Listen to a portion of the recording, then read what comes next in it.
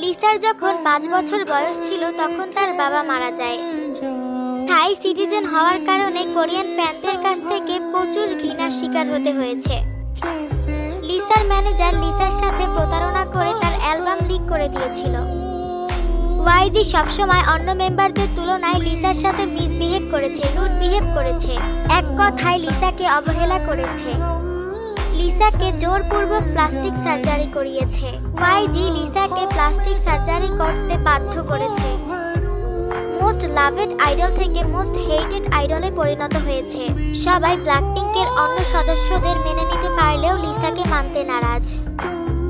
তাই নিজের ব্লিংকসরাই তাকে সবার আগে ঘৃণা করতে শুরু করে। তারপর সে নিজের আলাদা ফ্যান্ডম বানায় আর তার নাম দেয় লিলি। কিন্তু এরপরও ব্লিংকসরা সবকিছুর জন্য লিসাকেই ব্লেম করেছে।